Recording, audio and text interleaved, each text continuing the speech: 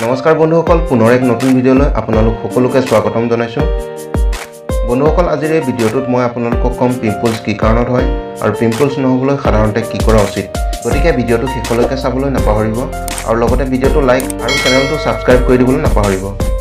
পিম্পলছৰ সমস্যাবোৰ সাধাৰণতে আমাৰ যৌৱনকালত বেছিকৈ দেখিবলৈ পোৱা যায়, কিয়নো এই সময়ছোৱাত আমাৰ শৰীৰৰ হৰম'নবোৰ অধিক গতিৰে সলনি কৰি থাকে।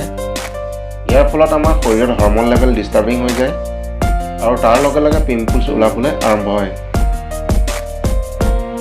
ইয়াৰ উপৰিও আজিকালি ডাঙৰ সৰু সকলো ব্যক্তিৰ ক্ষেত্ৰতো এই সমস্যাটো দেখা পোৱা গৈছে।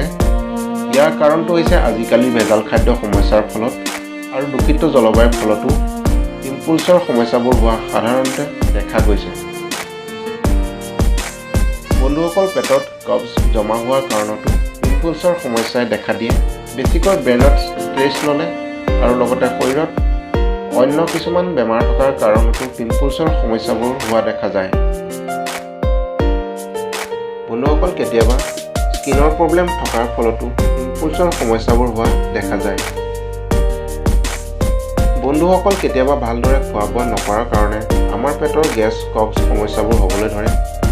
ইয়াৰ ফলত আমাৰ ৰাতিপুৱা ভালদৰে পেট চাফা নহয়গৈ আৰু ইয়াৰ ফলত আমাৰ শৰীৰৰ বিষাক্ত পদাৰ্থবোৰ বাহিৰ কৰিব নোৱাৰে আৰু অৱশেষত আমাৰ শৰীৰৰ মেটাবলিজম ছিষ্টেমে পিম্পলছৰ জৰিয়তে শৰীৰৰ বিষাক্ত পদাৰ্থবোৰ বাহিৰ কৰি দিয়ে। ফলত এনেদৰে আমাৰ পিম্পলছৰ সমস্যাবোৰ হোৱা দেখিবলৈ পোৱা যায়।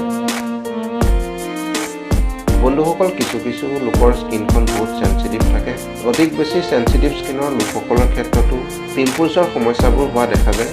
লগতে ক'লা দাগ আৰু বগা দাগ আৰু লগতে সৰু সৰু গুটি হোৱা আদিৰ সমস্যাবোৰো দেখিবলৈ পোৱা যায়। বন্ধুসকল, যিসকল ব্যক্তিৰ স্কিনখন বেছিকৈ অইলি আৰু ড্ৰাই হৈ থাকে, তেনেসকল ব্যক্তিৰ স্কিনত এক বেক্টেৰিয়া উৎপত্তি হৈ যায়। ইয়াৰ ফলত পিম্পলছ হোৱা সমস্যাবোৰ দেখিবলৈ পোৱা যায় আৰু এনে ক্ষেত্ৰত আপোনাৰ মুখৰ লগতে শৰীৰৰ আনবোৰ জেগাতো পিম্পলছৰ সমস্যাবোৰ দেখিবলৈ পোৱা যায়।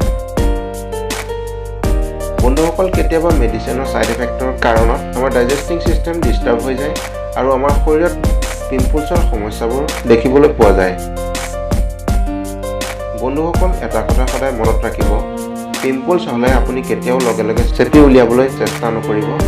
এনে কৰিলে আপোনাৰ পিম্পলছৰ ভিতৰত থকা বেক্টেৰিয়াবোৰ বাকী অন্য স্কিনৰ লগত বিয়পি যায় আৰু ইয়াৰ ফলত আৰু বেছিকৈ পিম্পলছৰ সমস্যাবোৰ হোৱা দেখিবলৈ পোৱা যায়। আৰু লগতে দেখিবলৈ পোৱা যায় পিম্পলছবোৰ চেপি উলিয়াই থাকিলে আমাৰ স্কিনত দাগবোৰ বহুত দিনলৈকে থাকি যায় আৰু লগতে স্কিন চেলছো ডেমেজ হৈ যায়। বন্ধুসকল, পিম্পলছৰ সমস্যাৰ বিষয়ে আজিৰ ভিডিঅ'টোত ইমানেই আছিল। আশা কৰোঁ আজিৰ ভিডিঅ'টো নিশ্চয় আপোনালোকৰ ভাল লাগিছে। যদি এই ভিডিঅ'টো ভাল লাগিছে, লাইক কৰি দিবলৈ নাপাহৰিব আৰু লগতে ভৱিষ্যতে এনেধৰণৰ ভিডিঅ' চাবলৈ চেনেলটো ছাবস্ক্ৰাইব কৰি দিবলৈ নাপাহৰিব। পুনৰ এক নতুন ভিডিঅ'ত লগ পোৱাৰ আশাৰে মই আপোনালোকৰ পৰা বিদায় লৈছোঁ। ধন্যবাদ।